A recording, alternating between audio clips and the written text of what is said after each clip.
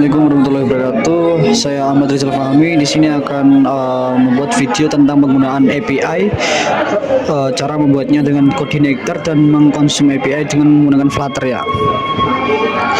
Oke, di sini kita pertama kali kita pergi ke file koordinatornya. Nah, pertama kali adalah kita pergi ke env ya, environment-nya. Nah, di environment-nya kita di sini tuh kita menyesuaikan menggunakan localhost ya. Di sini ada default hostname itu localhost, dan kemudian database-nya kita sesuaikan dengan MySQL-nya ya, sifat API, dan username jika menggunakan SAM itu biasanya default-nya itu dia root sama password-nya itu kosongan. Setelah itu kita pergi ke config, pergi ke database. Nah, di sini itu ada di sini kita juga menyesuaikan dengan yang ada di kita menggunakan database MySQL ya.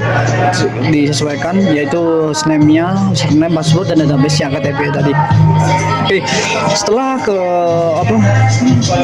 config-nya kita pergi ke yang pertama kali diakses itu dia itu konsepnya kan yang ini kan MVC kan. Nah, pergi ke routernya yaitu di config, kemudian di routers. Nah, di sini tuh dia ada yang namanya routers group API. Nah, di sini tuh dia router ini berbentuk grup ya.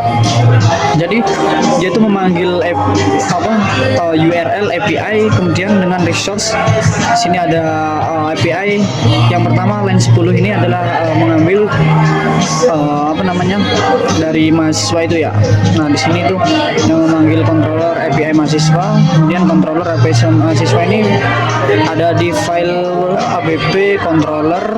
Nah, di sini kan ada folder API. Nah, ini adalah file pertama kali yang diakses oleh si ini ya, si controllernya, si router tadi yang memanggil. Nah, di sini ada beberapa function ya, seperti function index ini adalah menampilkan semua data mahasiswa ya. Kemudian ada function show ID, ini menampilkan data berdasarkan ID. Kemudian ada function create, ini membuat data baru mahasiswa ya. Kemudian ada function update untuk mengupdate dan delete. Oke, setelah kita membahas sedikit tentang ini, kita coba insert ya. Oke, untuk insertnya kita buat satu data dulu manual ya, karena di sini kita menggunakan yang namanya tuh hash buat ketika nanti di JWT-nya. Kita pergi ke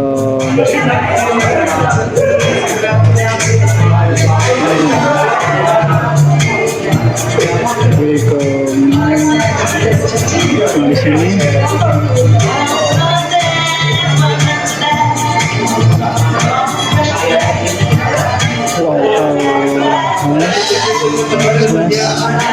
Result.php. Nah, ini fungsinya apa? Ini fungsinya adalah untuk mendapatkan dari hashing si data tadi ya. Sebenarnya kita bisa menambahkan melalui postman ya, cuman di sini tuh kita langsung aja ke mahasiswa dan kita insert.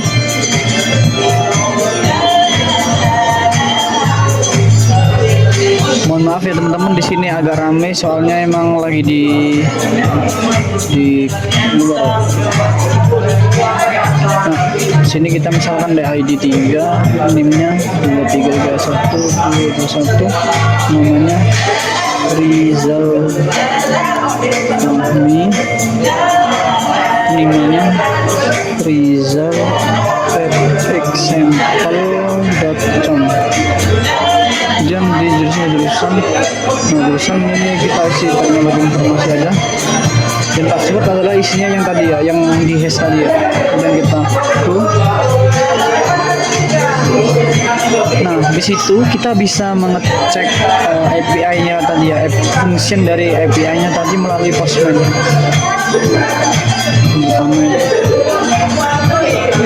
Dengan kita menggunakan metode get, kita mendapatkan dari API mahasiswa mahasiswa tadi ya.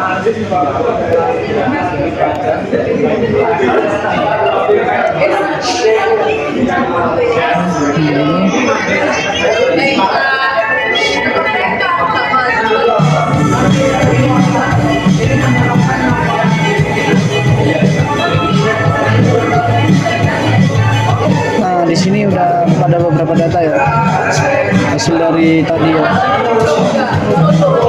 Jadi kita udah bisa memanggil fungsi tadi ya. Kemudian kita lanjut ke yang kedua adalah JWT, penggunaan token. Jadi ini tuh digunakan untuk kita itu mengakses apa ya? Ketika mengakses itu harus login dulu ya. Kita mengkombinnya dengan login. Jadi kita yang pertama itu membuat file di dalam helpers yaitu jwt.php ini. Nah di sini tuh ada beberapa function ya, kayak pertama kali install dulu ya, install library dari JWT ini. Kemudian itu ada Firebase-nya, kita menggunakan library dari JWT, kemudian menggunakan function create user. Nah di sini ada beberapa script payload-nya. Oke, setelah itu kita bisa ke out-nya untuk mendefine dari function login-nya ya. Di sini ada beberapa function. Yang pertama itu function login untuk melakukan login dan mendapatkan token JWT-nya. Kemudian ini ada untuk function create JWT-nya ini tadi mendapatkan tokennya. Oke, kita langsung cek aja ya dengan yang email yang kita tambahkan tadi di body headers. Di body kita ganti fungsinya menjadi post, terus kemudian ini nah ini kita menjadi login. Dan kita pilih yang ini adalah Rizal yang tadi kita registerkan.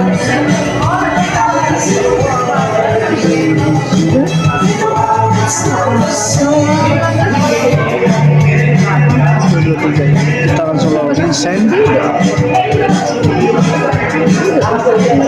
Kemudian kita tunggu, kita cross check.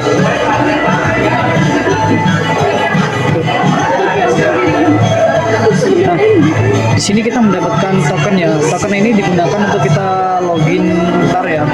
Jadi kita bisa mengecek kita bisa menggunakannya dan mengeceknya. Kita bisa dengan metodenya, kita misal get,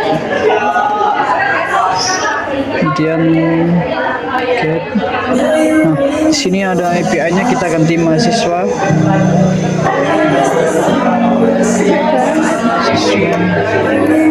Nah, di bagian headers-nya kita edit.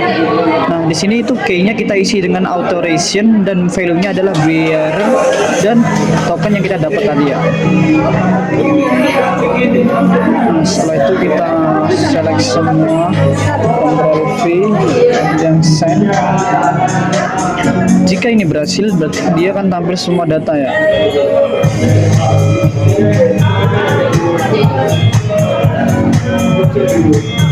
Oke, sambil menunggu. Nah, di sini kita bisa menampilkan semua data ya. Jadi kita cek dengan function tadi menampilkan hanya satu data ya. Show ID tadi ya.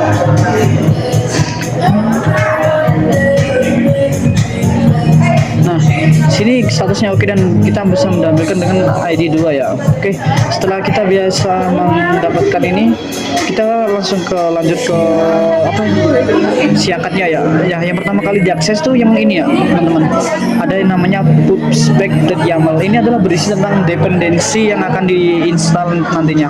Di sini kita di sini seperti kita menggunakan dependensi dari SDK Flutter, terus component icon sini dan definite Flutter ini. Mungkin kita jalankan dulu.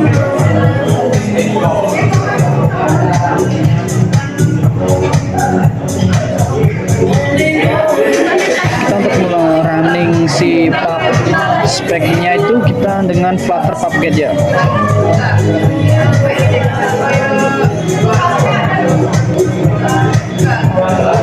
Bentar ya.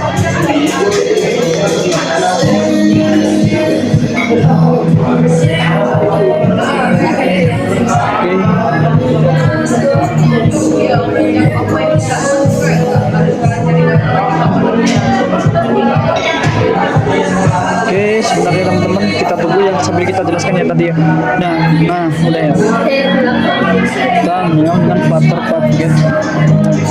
Ini karena kan udah terinstall, mungkin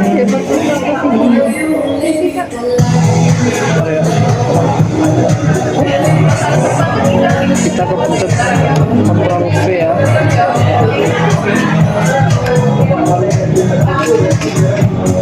Selamanya. Nah, kita sambil menunggu Flutter Package-nya ini kita contoh apa kita buka beberapa file yang ada di ini ya. Nah, ini udah bisa Flutter Package. Ini untuk menjalankan dari dependensi tadi ya. Nah, sambil saya jelaskan di sini kita harus membuat file dengan nama models dan service yang gunanya untuk mengkonfigurasi mengkonsum API dari Codinector ya. Di sini out service ini untuk loginnya ya di sini teman-teman. Nah, di sini ada base URL ini untuk mendapatkan apa dari URL-nya ya. Di sini buat function loginnya terutama ya. Nah, untuk mahasiswa service ini ada yang kita tangkap dari kayak menampilkan data, kemudian untuk menampilkan data ya dia. Oke, setelah itu di sini ada beberapa file ya. Yang ini service ini untuk menangkap menangkap dari API-nya. Kemudian ini user ini model ini adalah untuk menginisiasi bahwa filenya itu yang bisa dikembalikan kayak ini adalah email dan password ya. Nah, ini udah jalan ya Flutter Package tadi ya. Di sini ada beberapa ini. Kemudian di sini di luar file model dan service ini adalah halaman tampilannya. Jadi function kayak menampilkan semua data yang ada. Kemudian main ini adalah halaman loginnya. Kemudian ada mahasiswa fake ini adalah menampilkan semuanya. Nah, setelah dependensi dan codingannya tadi udah dijalankan seperti konsum API, kita bisa langsung running ya.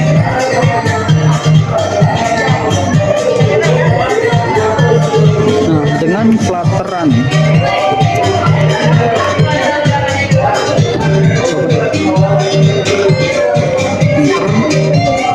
oke, kita tunggu dia akan connect.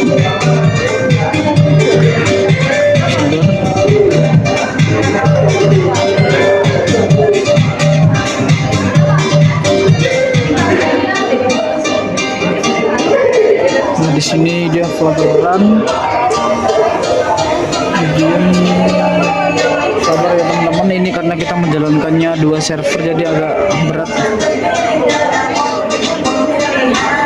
Oke, sambil saya jelaskan ya Codinector tadi ya mungkin. Nah, jadi kemarin tuh ada error ya, yaitu tentang course-nya, yaitu dia itu tidak bisa connect Flutter-nya ke Codinector-nya, tapi udah teratasi dengan kita menambahkan namanya itu filters kemarin ya. Nah, filters ini, nah ini adalah course ini. Kemarin kita menambahkan ini agar bisa letter inisiasi ya. Sekarang udah bisa terhubung. Kita kembali ke ini. Nah, ini kita ada pilihan, kita mungkin dari Chrome aja ya biar dia terlalu berat.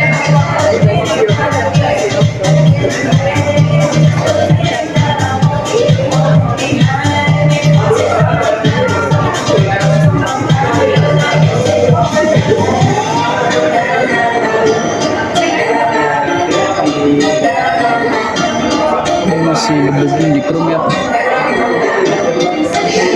sabar.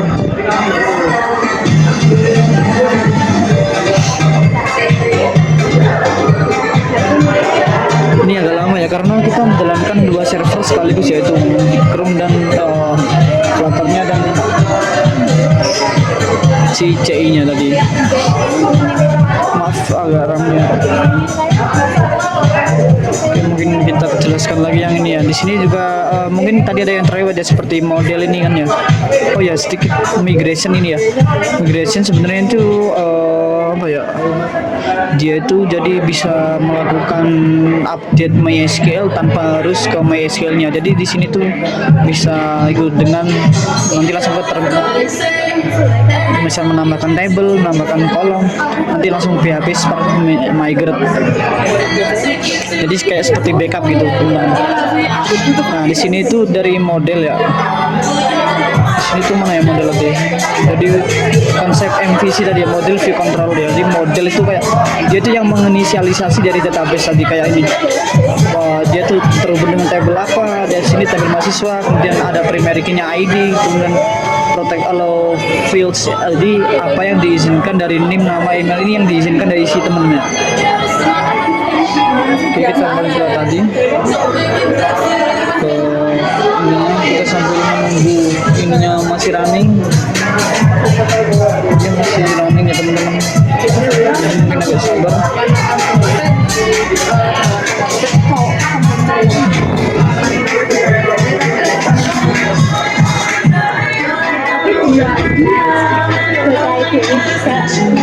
Jadi masih running ya teman-teman.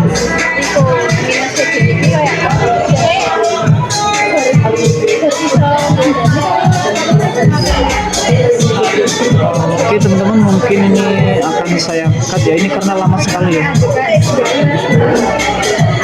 Ini karena kan coba ya.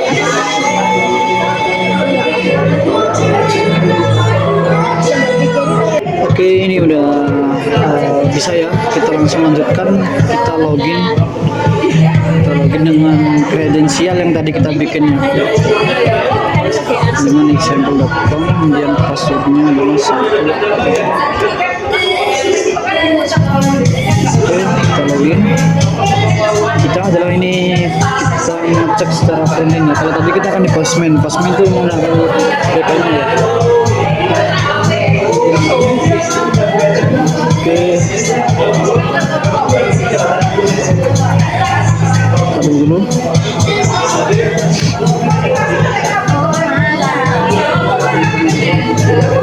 Ini masih muter teman-teman ya, ini karena menjalankan 2 server sekaligus, jadi emang agak berat sih. Sabar ya teman-teman ya.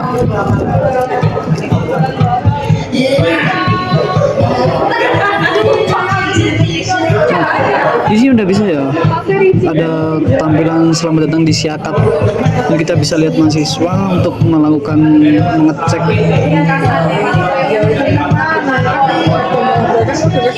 Dan di sini ada data mahasiswa, yaitu yang berisi beberapa tadi yang kita udah bikin di database-nya. Kalau ini di API tadi itu function index ya, tadi di API itu menampilkan semua data yang ada di dalam database.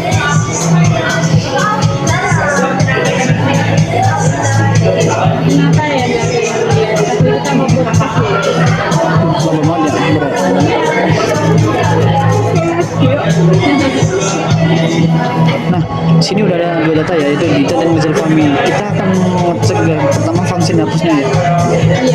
Nah, kita coba hapus dulu. Nah, di sini ada notifikasi data mahasiswa berhasil dihapus ya. Otomatis ini adalah, nah di sini dia langsung reload dan data yang tadi dihapus udah hilang ya. Otomatis ini adalah fungsi yang udah berjalan ya, yaitu, nah kita coba update ya. Mungkin kita Fahmi Rizal, kita tambahkan nama dan nama Fahmi Rizal, dan name-nya adalah 1 tambahin. Kita update di sini, apakah dia bisa? Oke, kita tunggu dulu. Nah, di sini ada notifikasi data berhasil diperbarui ya. Nah, di sini udah keluar.